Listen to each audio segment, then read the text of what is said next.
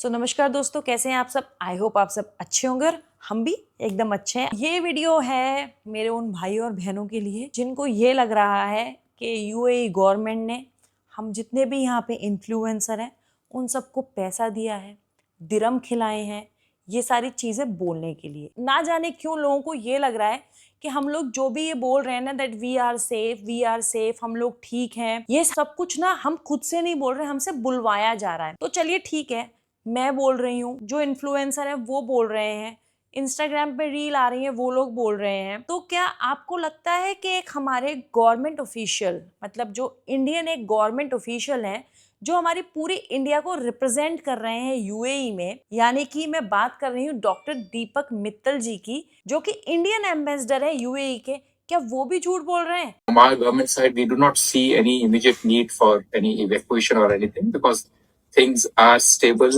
things are good, and I think as we all who live here, we are seeing how the security authorities, apparatus here is handling the situation effectively. So I think there is no reason for being concerned or alarmed. We are in good hands in UAE, and so as residents, I think we can continue, pursuing our life. अब आपने इनकी बात सुनी।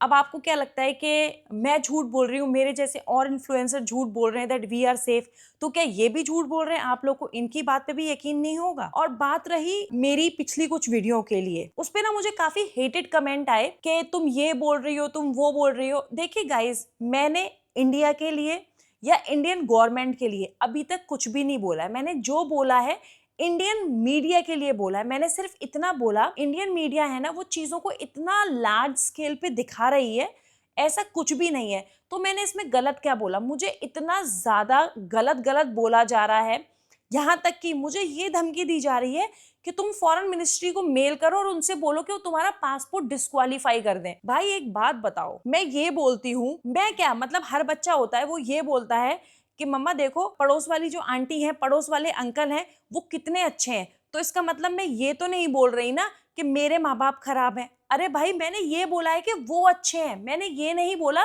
कि मेरे माँ बाप खराब हैं। सिमिलरली मैंने बोला है यूएई अच्छा है, लेकिन मैंने कभी भी ये नहीं बोला इंडिया खराब है। मैंने आज तक इंडिया या इंडियन गवर्नमेंट के बारे में कोई भी गलत बात नहीं बोली है। सिर्फ मैंने बोला इंडियन मीडिया के बारे में, और वो भी कुछ चुनिंदा चैनल्स के बारे में जो एआई इमेज क्रिएट कर करके ऐसी फेक न्यूज फैला रहे हैं जिससे लोग पैनिक हो रहे हैं। आप लोग भी जानते हैं कि लोग कोविड के टाइम पे कितने पैनिक हुए थे, और फर्स्ट वेव में इतना पैनिक क्रिएट किया कि हमारे लोगों ने ना पलायन करना शुरू कर दिया। बंबई से बिहार, दिल्ली से बिहार, और ना जाने कहां कहां से लोगों ने पलायन करना शुरू कर दिया। अगर इंडियन मीडिया अपनी टीआरपी के लिए ऐसी गलत न्यूज फैला रही है और उसको मैं कॉल आउट कर रही हूँ, उसके बारे में मैं कुछ बोल रही हूँ, तो इसमें आप लोग मुझे बुरा भला क्यों बोल रहे हो? मैं किसी भी गवर्नमेंट ऑफिशियल के नहीं बोल रही, क्योंकि इंडियन मीडिया, इंडियन जिन चैनल्स के बारे में बात कर रही हूँ ना, वो कोई भी सरकारी चैनल नहीं है। मैंने इंडियन गवर्नमेंट के बारे में बात नहीं करी थी जो आप लोग मुझे ट्रोल करें। शायद जो लोग मुझसे पहले से जुड़े हुए हैं वो जानते हैं, मेरा पूरा परिवार यूपी में रहता है और मैं खुद एक भगवाधारी की सपोर्टर हूँ, यानी कि श्री आदित्य योगीनाथ जी। तो एक बात बताइए, जो खुद इंडियन गवर्नमेंट को इतना सपोर्ट करता हो, तो वो इंडियन गवर्नमेंट के बारे में गलत क्यों बोलेगा? मुझ में और इन लोगों में इतना फर्क है कि मैं सही को सही और गलत को गलत बोलती हूँ। लास्ट ईयर जब मैं इंडिया आई थी वेकेशंस के लिए, तब हम गए थे काशी विश्वनाथ, और जब हम काशी विश्वनाथ गए थे, हम गए थे इंडियन रेलवे से। आप चाहो तो मेरे पिछले साल के अगस्त के ब्लॉग्स देख सकते हो।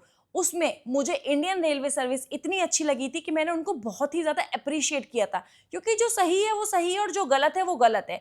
अगर फिर से मैं वही बोलूंगी, अगर मैं इंडियन मीडिया को कॉल आउट कर रही हूँ तो इसका मतलब ये नहीं मैं इंडिया को या इंडियन गवर्नमेंट को गलत बोल रही हूँ। मैं सिर्फ और सिर्फ यहाँ पे इंडियन मीडिया की बात कर रही हूँ। और आप लोग मुझको एक बात बताइए, अगर यहाँ पे सेफ नहीं होता तो क्या मैं ऑफिस जा रही होती? क्या नॉर्मल लोग जैसे अपने जीवन जीते हैं वैसे ही अपना जीवन जी रहे होते? तो मैं ना कुछ भी झूठ नहीं बोल रही, जो यहाँ पे चल रहा है ना, मैं आप लोग को वो दिखा रही हूँ। अगर आप लोग बोले कि मैं व्यूज के लिए ये सब कर रही हूँ, तो अगर मुझे व्यूज ही पाने होते ना, तो मैं वो चीज दिखाती जो आप लोग देखना चाहते हो, जो कि आप इंडियन मीडिया के चैनल्स पे जाके उनको लाखों करोड़ों में व्यूज दे रहे हो।